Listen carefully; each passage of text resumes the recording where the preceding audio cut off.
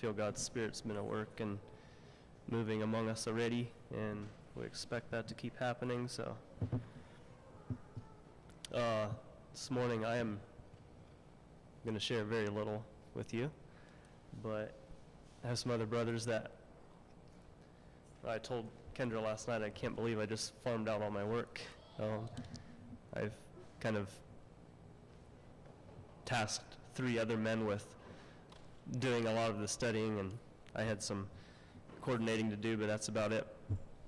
So I imagine, I hope that the missions trip was beneficial, and that those of you that were in El Salvador, that you came back maybe fuller than you went, and that you received.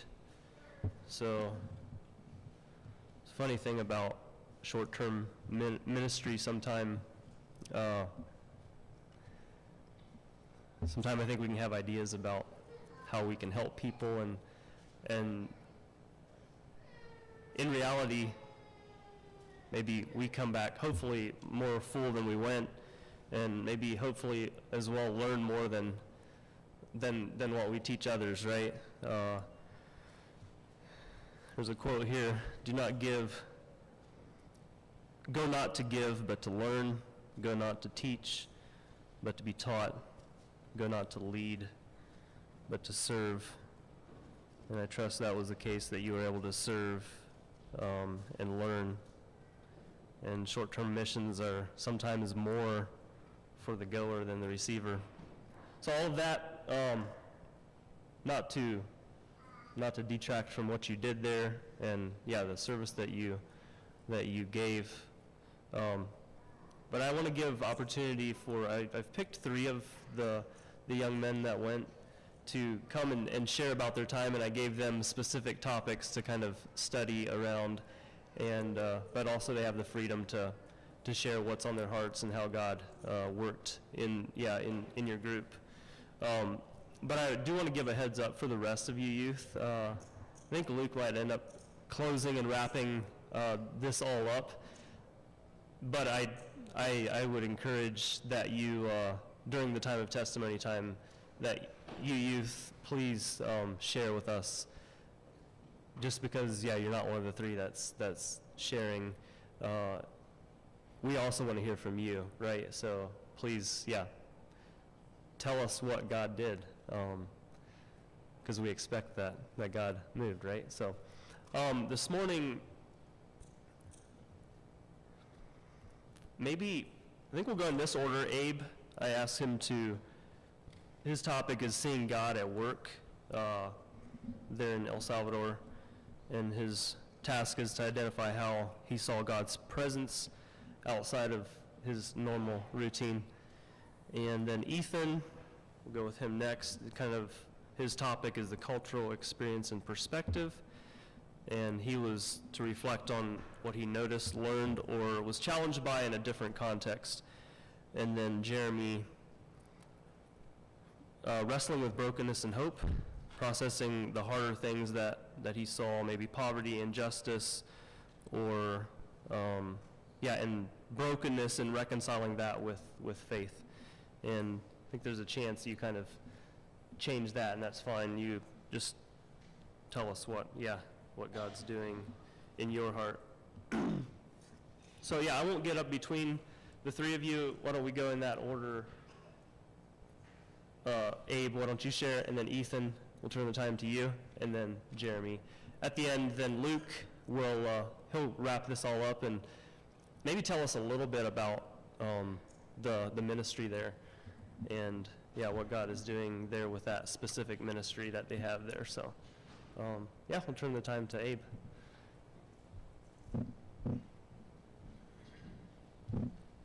Good morning and welcome to each one. It's a privilege to share.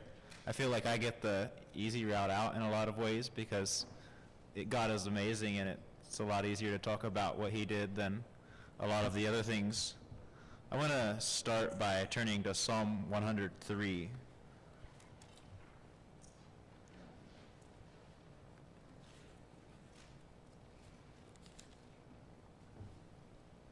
just a little bit of background of why it's important that we follow and look at what God has done for us.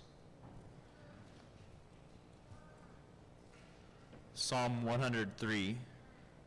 Bless the Lord, O my soul, and all that is within me. Bless his holy name. Bless the Lord, O my soul, and forget not all his benefits. Who forgiveth all thine iniquities, who healeth all thy diseases, who redeemeth thy life from destruction, who crowneth thee with loving kindness and tender mercies, who satisfieth thy mouth with good things, so that thy youth is renewed like the eagles. The Lord exalteth righteousness and judgment for all that are oppressed. He made known his ways unto Moses, his acts unto the children of Israel. The Lord is merciful and gracious, slow to anger, and plenteous in mercy. He will not always chide, neither will he keep his anger forever. He hath not dealt with us after our sins, nor regarded us according to our iniquities. For as the heaven is high above the earth, so great is his mercy toward them that fear him. As far as the east is from the west, so far hath he removed our transgressions from us. Like as a father pitieth his children, so the Lord pitieth them that fear him. For he knoweth our frame, he remembereth that we are dust. As for man, his days are as grass, as a flower of the field, so he flourisheth. For the wind passeth away, and it is gone, and the place thereof shall know it no more. But the mercy of the Lord is from everlasting to everlasting upon them that fear him, and his righteousness unto children's children, to such as keep his covenant, and to those that remember his commandments to do them. The Lord hath prepared his throne in the heavens, and his kingdom ruleth over all. Bless the Lord, ye his angels, that excel in strength, that do his commandments, hearkening unto the voice of his word. Bless ye the Lord, all ye his hosts, ye ministers of his that do his pleasure. Bless the Lord, all his works, in all the places of his dominion. Bless the Lord, O my soul.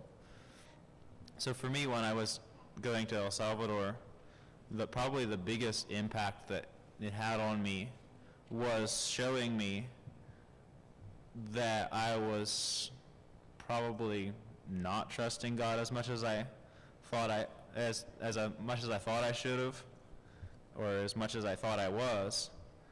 And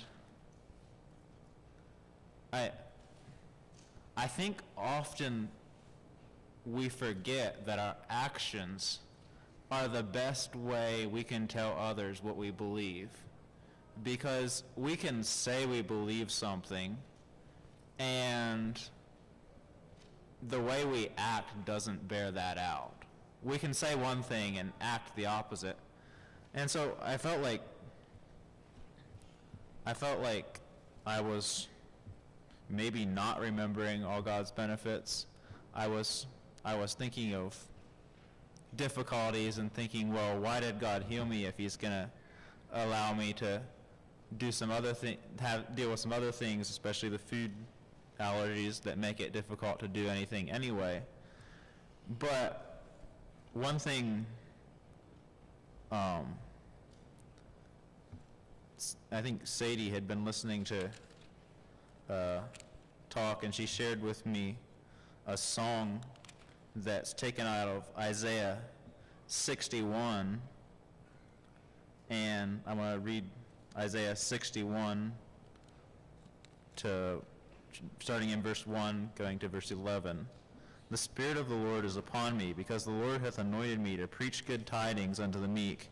He has sent me to bind up the brokenhearted, to proclaim liberty to the captives, and the opening of the prison to them that are bound, to proclaim the acceptable year of the Lord, and the day of vengeance of our God, to comfort all that mourn, to appoint unto them that mourn in Zion, to give unto them beauty for ashes, the oil of joy for mourning, and the garment of praise for the spirit of heaviness, that they might be called the trees of righteousness, the planting of the Lord, that he might be glorified.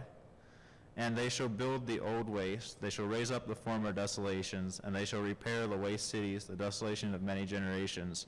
And strangers shall stand and feed your flocks, and the sons of the alien shall be your plowmen and your vine dressers. But ye shall be named the priests of the Lord. Men shall call you the ministers of God. Ye shall eat the riches of Gentiles, and in their glory shall ye boast yourselves. I think I'll stop there, actually. So this to me was a weapon of just looking at, when I got discouraged, just looking at God's faithfulness and the reminder to put on the garment of praise for the spirit of heaviness, instead of focusing on my problems, focus on a garment of praise. And so for me, I went to El Salvador looking for how God was working. And I knew in Matthew 6, it says that we're not supposed to worry about the things we eat or put on. And I just knew that God actually probably meant it, and that it was possible to do that, even though it was difficult, to just trust him for the. And so that for me, as much as that was one of the first ways I saw God working, was that he actually gave me the rest to be able to just trust and just go along in spite of thinking that it was probably going to be hard. And the first thing I noticed was that I could splurge. I wasn't very careful on my diet while I was there, and I still had energy. And so that was one way I saw God working, is he allowed me to enjoy the whole time without running out of energy. And I know a lot of you were praying about that too, and I appreciate that. Yeah, and going there, I realized that I often sit down and feel like I have to be in control of things, and if I'm not in control of things, then I just quit. And so I made it a real prayer that I would see where I could be useful and actually not quit. And so I felt like God was leading when we got there, and there was welding to do, and Ethan knew how to weld, and he was going along fine, and I just kind of had a curiosity to see whether I could weld too. So he showed me how, and then I welded a bit, and I just didn't feel like I got it very much, and almost felt like quitting. And then the next day, Ethan hurt himself, and I had to take over and weld. That was good for me to just see that God was working all along, and it already had Ethan show me how to weld, even though I didn't really feel like welding. I could take over and do it, and the project didn't have to quit. And also, with Ethan hurting his arm, we saw God's mercy in that he fell and only put an elbow out of place instead of a concussion or a broken arm, or there could have been a whole lot worse. God was definitely protecting. And over that time, one of the big things, it struck me halfway through the day when I was welding that, God is so amazing, because there was a time in my life when the faintest notion that anybody was going to weld in anywhere close to me, like the neighbor could have been welding and I would have been looking for clean air as quick as possible, partly because it did make me sick, and partly because I had allowed fear to get the better of me, to where I wouldn't follow where I was supposed to go, even though it was hard. And so I just stood there and looked down at Joe and said, God is good. I would never have been even within a mile of welding before the anointing and before he healed me. And I'm just humbled at how powerfully God worked there, to where I didn't even think of that at one point it would have been a problem. I just could do it. And another thing that really reminded me of God's blessings to us is on Sunday afternoon, we went out to pass out literature, and just the joy of having experienced God's protection and healing, and knowing for certain after having welded the day before that God actually did care about each person enough to be personal in your life. Then the joy of being able to go out and share that with others. I saw God working in that I could concentrate on the joy of sharing with others, even though I knew that the only language I could share God's joy in was English, and a lot of people don't understand that. But we could still allow His joy to radiate through us. Another thing that I saw God working in is the brothers there were really sincere in their prayers, and someone would pray, and immediately as soon as they said amen, there would be, everybody would give a heartfelt amen as well. They were praying along. And also I saw God working in that the people there were caring and knew how to help. They were very quick to drop everything and run to the hospital, or like dig through their freezer for something I could eat because they wanted to, or that kind of thing. And then there were some other little miracles, like Edith had a pump that wasn't, an insulin pump that wasn't supposed to go through full body scans, and before she's had some issues where they wouldn't let her go through the metal detector instead, and they actually got upset at some of our group for even attempting to go through the body scanner. They said, you're all a group with minors, you can't go through the full body scan. So that was an answer to prayer for Edith, that we're all praying that Edith wouldn't have to get patted down, because it isn't very fun to have to get a full body pat down.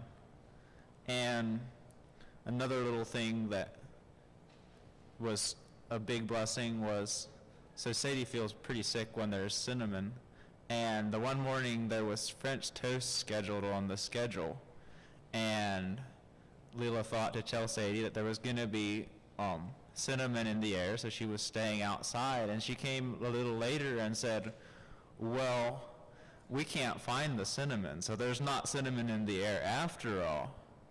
And I thought it special that God actually cared enough about one person to make cinnamon go missing.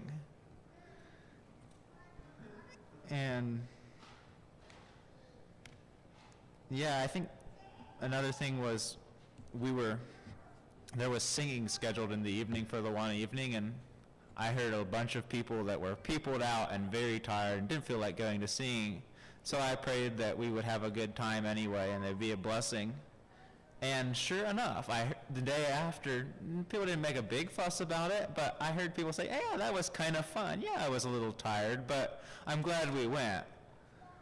And then also with being peopled out, we kind of got on each other's nerves every now and then, and I saw some people, even though they didn't understand always what happened, be very quick to just apologize, stop doing what they were doing, and go on.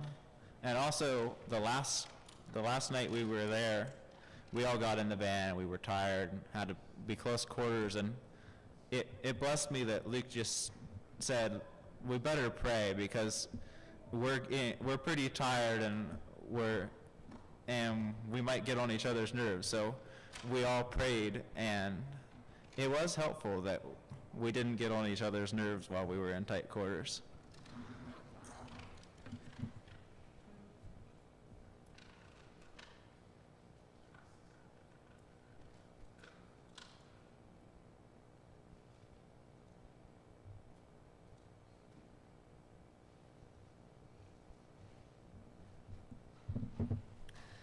Good morning, everyone. Yeah, it was just a little bit stressful thinking about getting everything together at last minute, but I think Ricky made it pretty easy for us, and yeah, appreciate that. But mine is going to be more of like a story form, just basically talking about, yeah, what meant a lot to me out there, and yeah, different things that we went through. So the first thing that impressed on my mind, that the people there were very active in dealing with you, and yeah, not scared to come up to you, and that was just a big thing for me, because that's how I want to be. So we all piled in the back of the truck. One thing we did very frequently there, and we went down to the homeless, where the homeless were, and yeah, just surprised me. It was more of a dumpy area downtown, and it surprised me that everybody was like on one pile, like gathered together in this one block, just sitting right beside each other, and yeah, just seemed a little different, because normally around here they're scattered out and yeah, doing their own thing kind of. And when we were passing out tracts, I also noticed that the people seemed pretty, like they seemed like they were trying to make the best out of their situation. And whenever I'd hand a tract to somebody, they would smile at you and act like they're really grateful, and that just blessed me, because it seemed like, yeah, they were trying to make the best out of their situation, and then you would see them later. A lot of them actually were reading it, and yeah, that's just something you don't really see often around here when you get a witness to people, that they're actually, yeah, seeing what you have for them and caring about it. And people, yeah, I had a couple people come up to me really wanting one, and so that it just blessed me to be working with the people there and the homeless.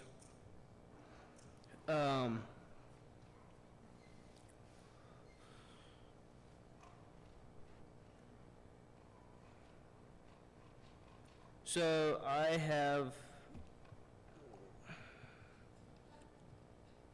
see where I'm at.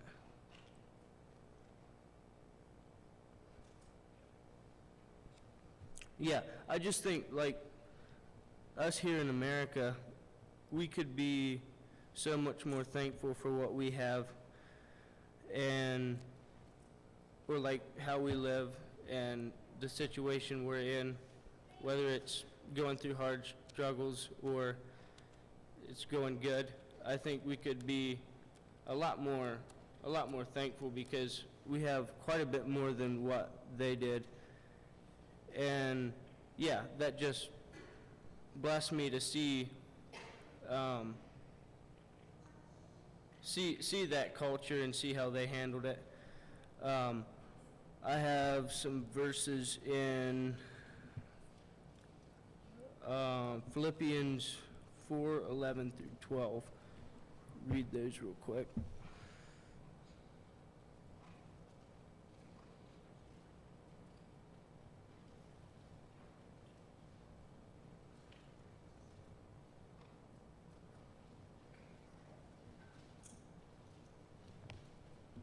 See if I can find it.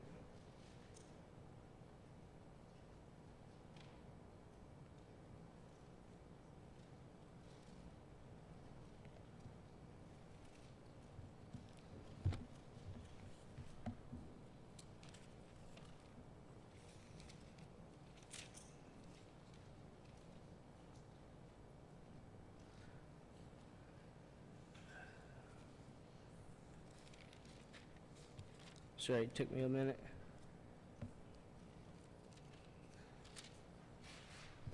Okay, Philippians 4:11 through I'll go read 13 yet too.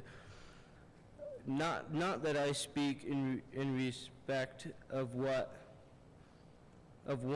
for I have learned in whatsoever state I am therewith to be content.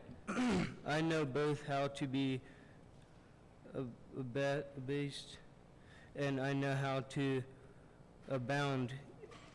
Everywhere and in all things I am instructed both to be full and to be hungry, both to abound and to suffer need. So I thought these verses fit pretty well with what I seen down there, and with how I want to, the lesson I want to take from this. And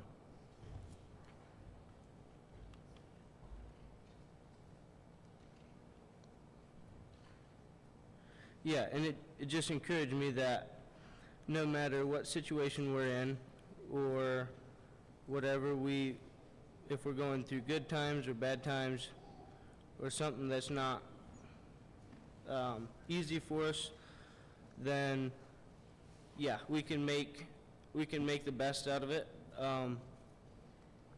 and just try to see the good out of it, and still kind of like trying to figure out how to say this, but be full of what we have, but yet be open to God filling us even more.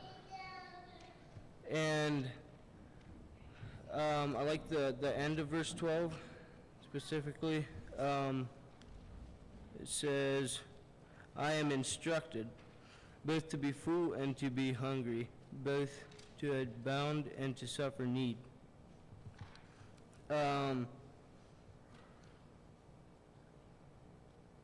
We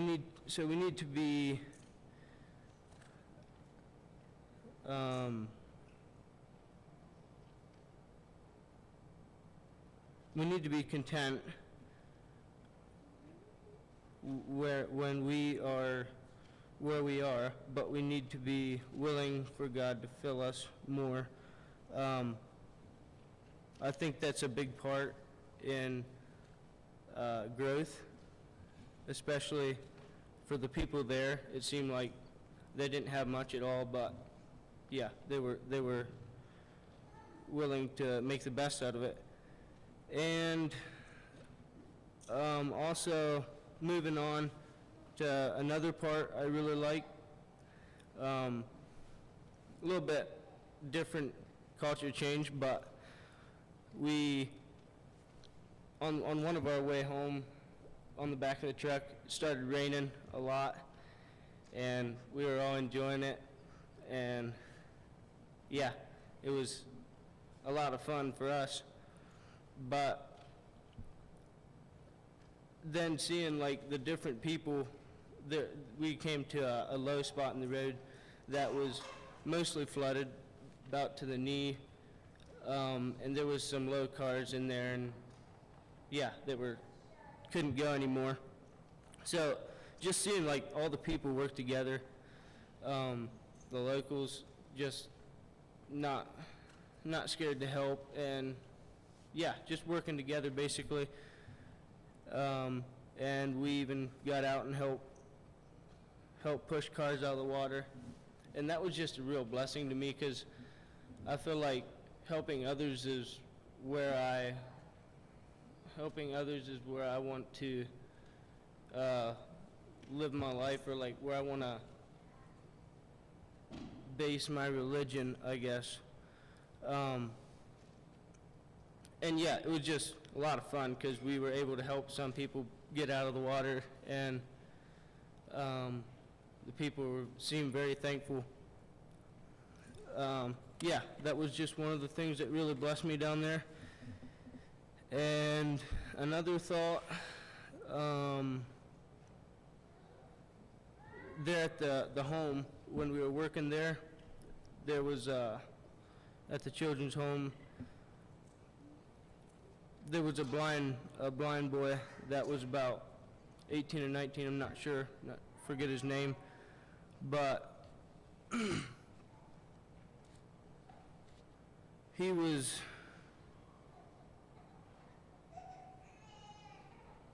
a real blessing to me, just seeing how happy you could be,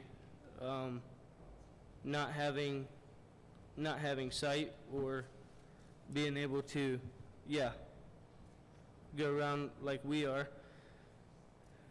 And I spent a little time talking with him and interacting with him, and it was a blessing to me to see how happy he was, just like I would help him see what everybody was doing. He was asking me the people's names and what they're doing, and he was very observative. It was just a real blessing to be able to to help him, because we all need friends, and that's something that's very important to me. So I want to be a good friend to those that don't have it very well. And so one of the things on that I want to bring this out more, I think the verses, the story is very familiar, the story of Jesus washing the disciples' feet. I'll go ahead and read that. You don't have to turn to it if you don't want to. But John 13, 3 through 17.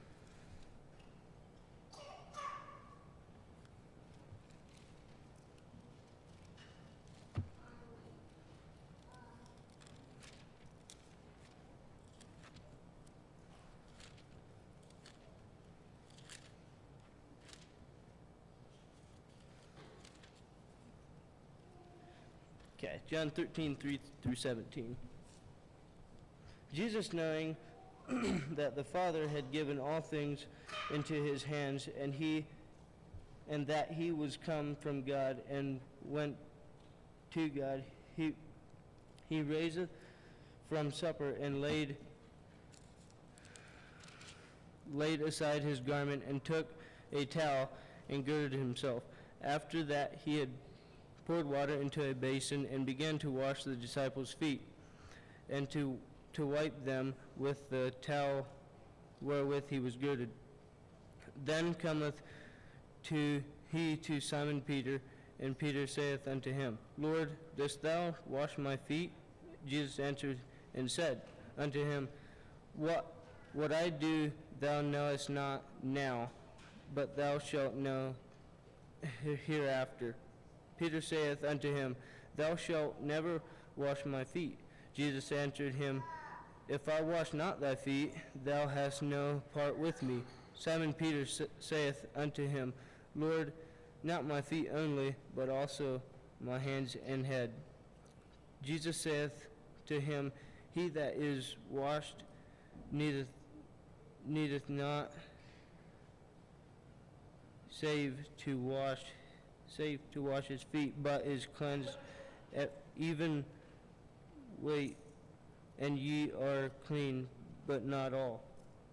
For he knew who should betray him, therefore he said he, Ye are not all clean. So after he had washed their feet, and had taken his garment, and was sat down again, he saith unto them, Know ye what I have done to you? You call me Master and Lord, and you say, Well, for so I am. If I then, your Lord and Master, have washed your feet, ye also ought to wash one another's feet. For I have given you the example, and ye should do as I have done to you. Verily, verily, I say unto you, the servant is not greater than his Lord, neither he that is sent greater than he that sent him. Yeah, this story kind of fit the best with what I seen there, and with being a servant. Yeah, this chapter shows Jesus washing the disciples' feet, right? And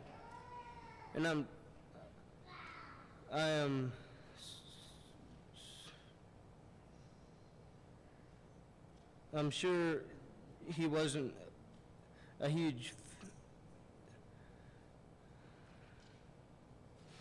I'm sure it wasn't a very easy thing to do for Jesus to wash their feet, but it was an act of kindness, right? And he was being a servant to his disciples there. So being a servant is not, I think, is not all about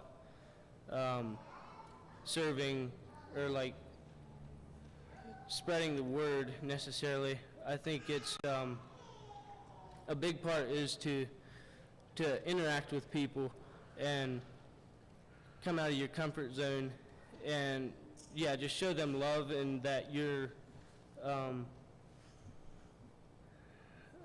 not scared of helping them or yeah, being a close friend.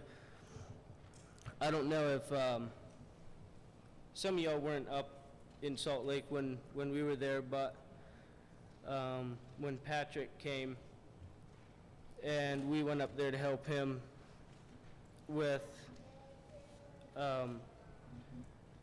feeding the homeless.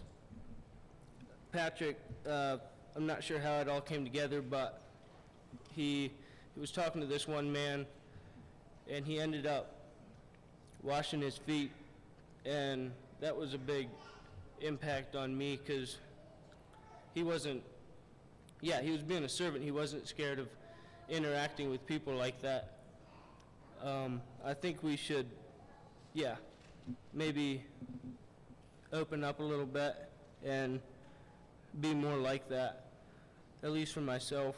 I think, yeah, that helped me a lot. And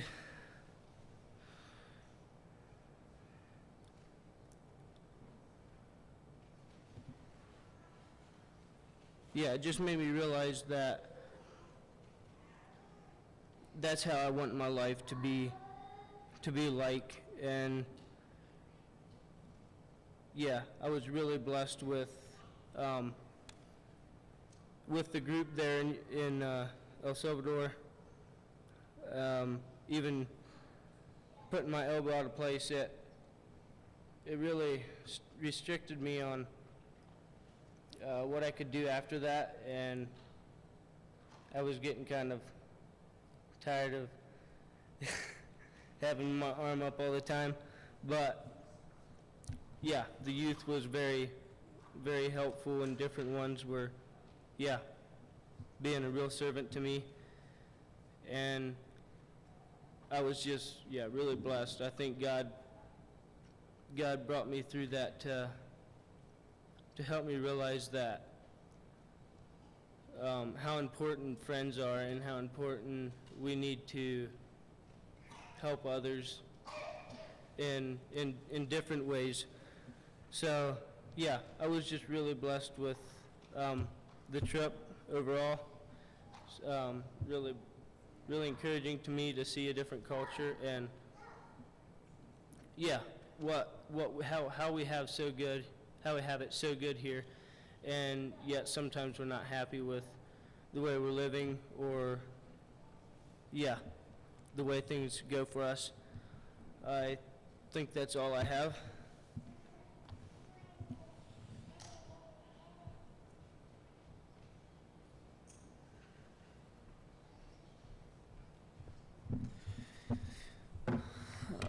Well, I guess since I'm the last one, it seems like maybe Ethan did what I was, or shared on what I was gonna say.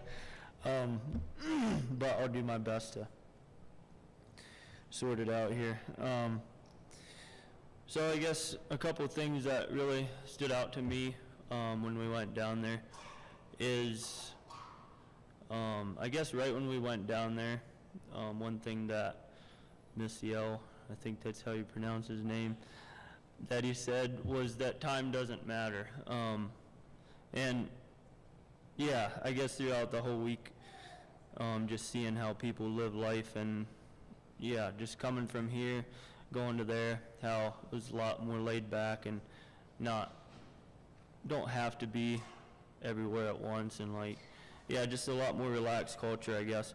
So that's one thing that stood out to me. And then another thing is just seeing all the youth together and working together, I guess. That was a really huge encouragement to me, just seeing everybody do things for each other and yeah, not being selfish. So yeah, that was really good for me to see.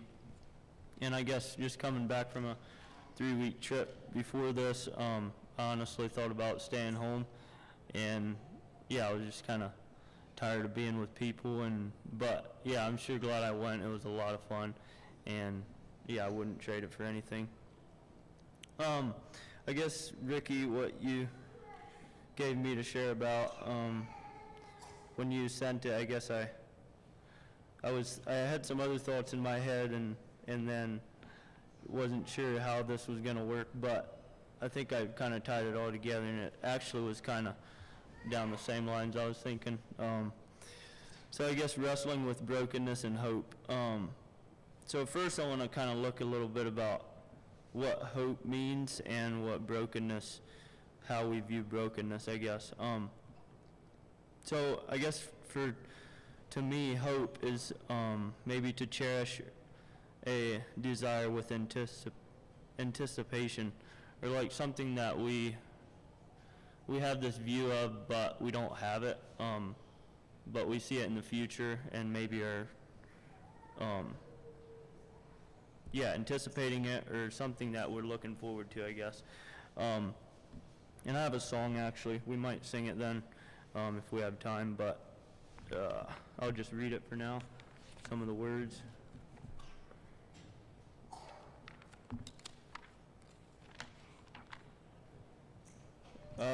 The title is I Am Looking for the City, and I think this kind of brings out what hope means and, yeah, how we view it. I am looking for the city built of God, where the many mansions be. I am walking now the path that Jesus trod, and his face I soon shall see. Through the valley of the shadow I may go, but his grace shall be my stay. Though the path be dark and dangerous, I know he will guide me all the way. 'Tis the glory now that fills and thrills my soul as I walk the narrow way. I am looking for the heavenly light to dawn that shall rise in endless day. Yeah, I guess that just brought out what hope means a little bit clearer. And then brokenness, I guess it's easy to think of brokenness as a negative thing, which in a way it is a negative thing. It's something that we go through that's hard, or yeah, circumstances that we have that make it hard to trust God sometime, or hard to see what God has in plan for us, or yeah, see what God's making us go through it for. But I feel like brokenness is a positive thing too, in that it kind of depends how we it really depends how we face it, or how we come through it in the end, I guess, because it can be a very positive thing. And I guess one thing, kind of the same story Ethan shared, I guess, with one of the boys down there. I forget what his name is already.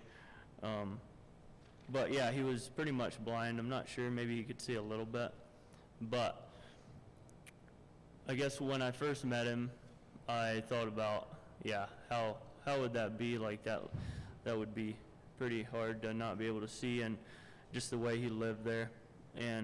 But then as I got to know him a little bit more, and just seeing the talents that he did have, he could play piano really good actually, and that was really neat to see. And a lot of his other senses, his hearing, and his memory, and some of them things were incredible.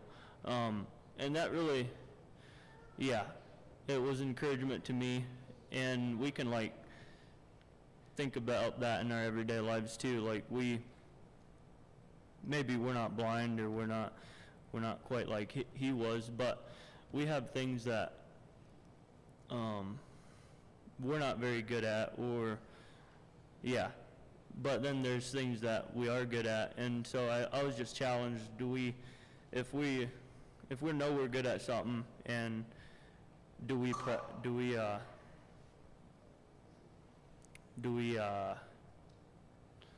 exercise them things, I guess. And it can be spiritually too, like, do we exercise what we have, or do we just kind of let it in the back of our minds, I guess. And then one other thing that was really cool, we went to the market, or not to the market, we did go to the market too, but when we went to pass out tracts and sing, that was a pretty good encouragement. There was just lots of people, and yeah, you almost felt claustrophobic. There was so many people, but I guess just seeing everybody in the state they were in, just kind of sitting around glumly, didn't look like they had a whole lot to live for. But then I guess the thing that really stood out was if you'd give them a track or something, how they would just smile, and like they would sometimes come up and ask you for one, or like, and then when we would sing, there was just a lot of people gathering around and listening, and you could just see their countenance changed. And yeah, I guess that just showed me that they're people just like we are. And yeah, maybe they weren't raised like us, or it's just a lot of differences there, but they're people just like we are, and they have feelings, and just a little bit of hope like that. You sing or pass out tracts, or just a word of encouragement, I guess, and how it changes things. And yeah, I've thought about this since I came back from camp too. Like, when a boy comes to camp, he's heard a lot of negative in his life, and then when you start talking to him about positive things, telling him what he is good at, and the gifts that he does have, then it just changes them. And it takes a while. It's not something that happens right away, but you keep talking hope into people, and eventually it has a positive, yeah, it can be very positive. Let's see.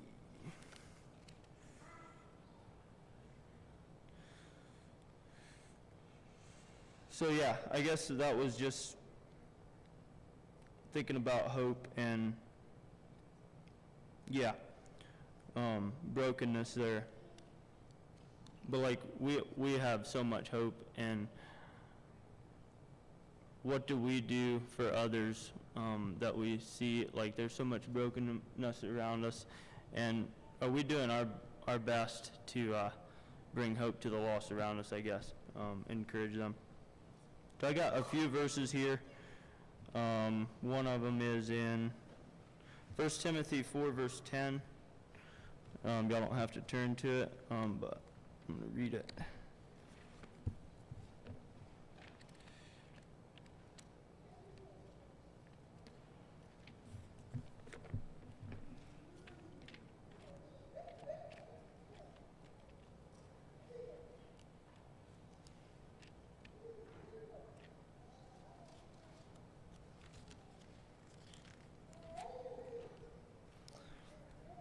But which, no, that's not the right one.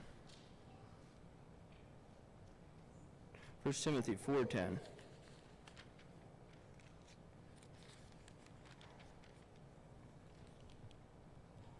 For therefore we both labor and suffer reproach, because we trust in the living God, who is the Savior of all men, especially of those that believe.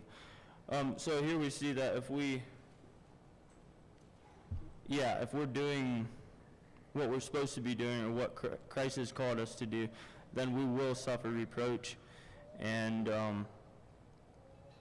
it's just something that comes with it. So I guess that's a challenge, like, am I doing things that bring me suffering? Because, and I appreciate Luke's message last Sunday too. He preached about, suffering and how it's a good thing, and how we should, accept it, and how we should embrace it, and how we can become stronger through it. That was good too. So, and then let's go to Romans 8:18.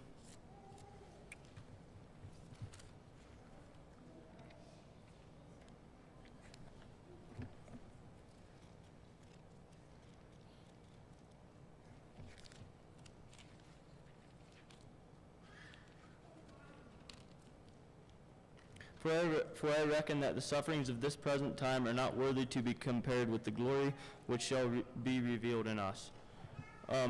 Things that we go through here on earth are pretty mild toward the glory that's going to be in heaven when we get there.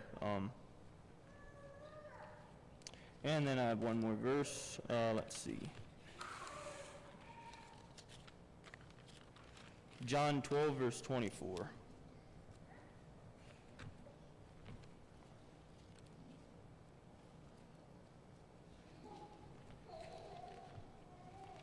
Verily, verily, I say unto you, except a corn of wheat fall into the ground and die, it abideth alone. But if it die, it bringeth forth much fruit.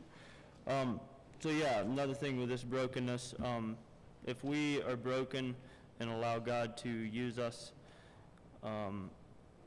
in that way and just be killed for God or die for God, I guess, then we help so many more people. That's just... I guess it was encouragement to me to look into this and to see what all we have that we can be thankful for, and just bring hope to people around us. So I think that's all I have. Maybe we'll sing this song yet. Song number 709.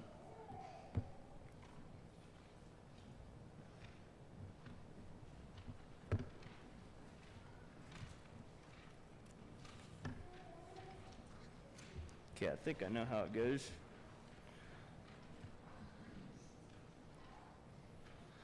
I am looking for a Savior of God, where the many mansions be.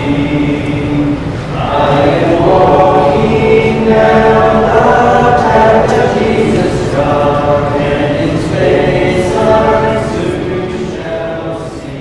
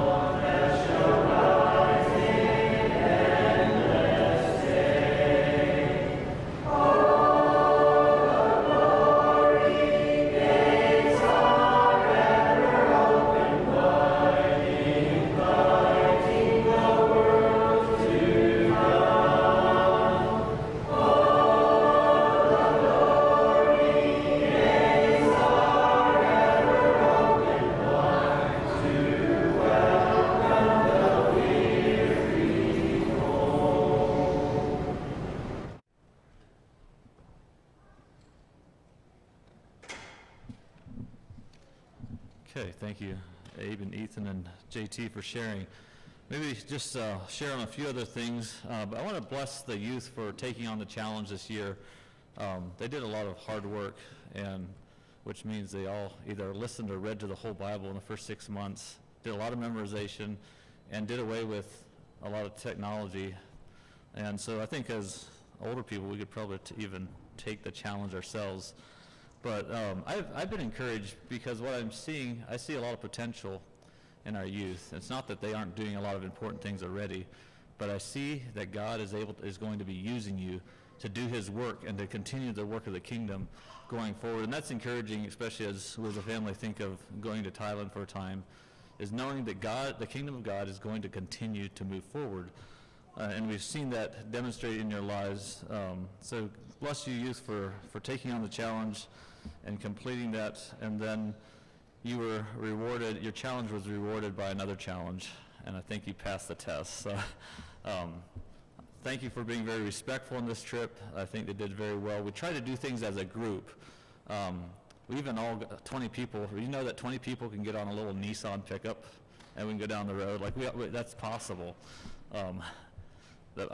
We probably should have bought new shocks for that truck by the time we're done, but we had a lot of good times where most of the youth would be on the back and we'd fill the inside up and we would go here and there.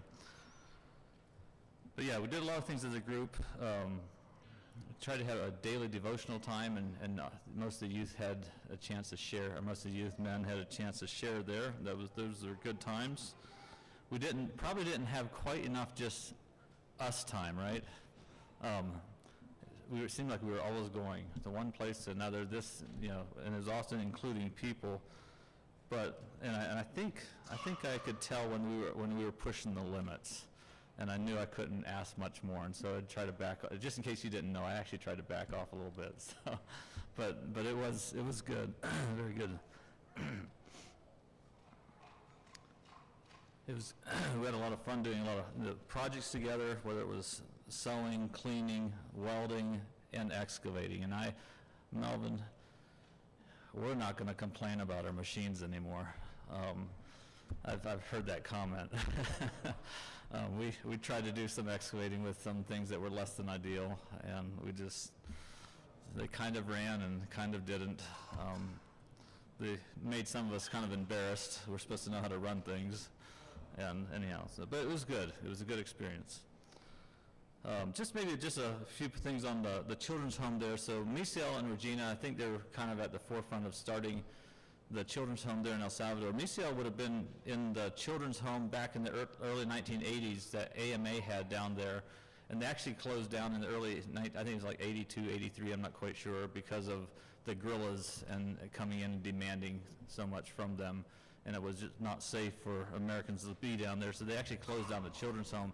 But Misael's father had died, and he had spent some years there at that children's home. And after it closed down, he went back to live with his mother. But he's had a heart for children and for ministering to children. And so through the years, it went from, they were able to start their own children's home. One thing that was encouraging for me to see there is you see churches, AMA Amish Mennonite Aid used to have a lot of missionaries and people sent down there to do church work. They're almost not in existence anymore down there. The churches are, but they're not. Okay, so and it's interesting to me to see the churches down there. The children's home that we went to work at, Strong Tower Children's Home, is actually run and operated by the local churches there. And so a lot of the local churches have their own leadership from the natives, and that was interesting. I think one of the things that impacted me.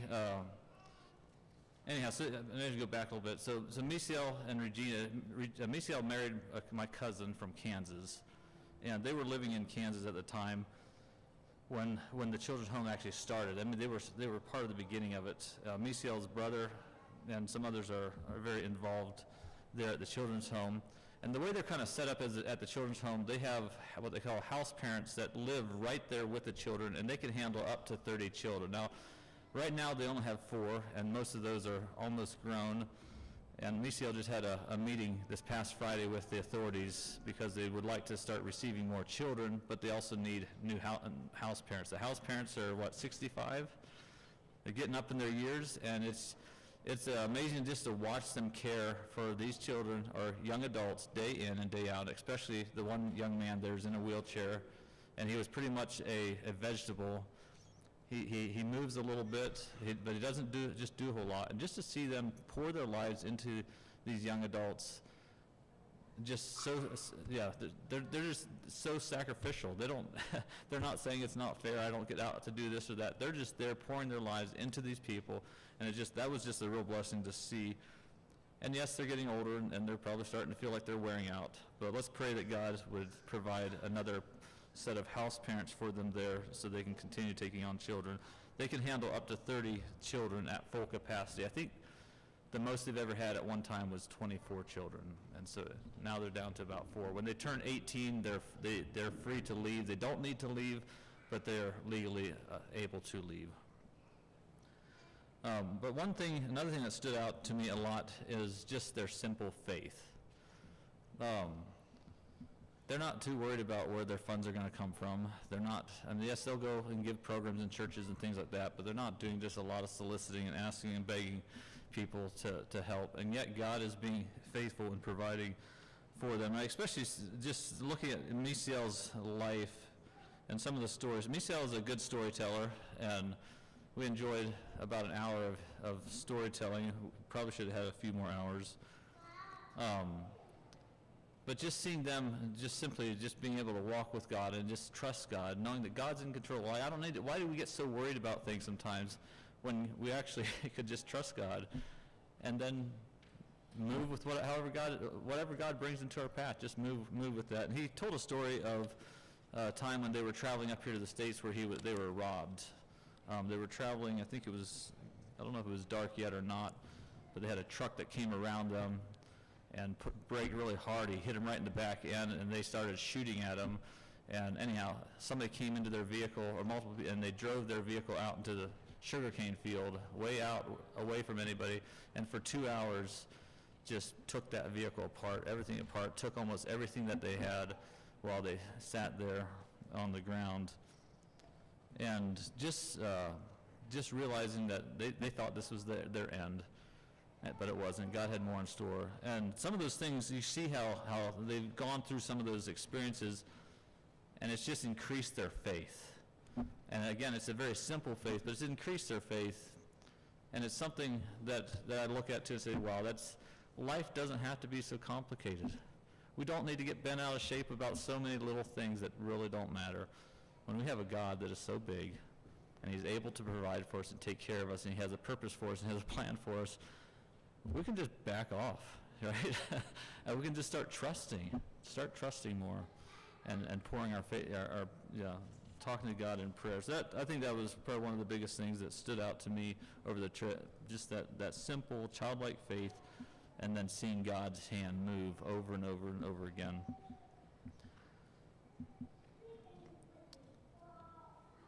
We may not have brought all the youth back in as good condition as they went physically, but hopefully spiritually it's in a better condition. So God protected us there. Things could have been worse, and thankfully God's hand. We can see God's hand even through some of the accidents that took place there. I'm going to open it up for some of you other youth. We're going a little bit Latin style this morning. It's just kind of keeps ticking, but if the children need to get up and go do something downstairs or whatever, that's fine.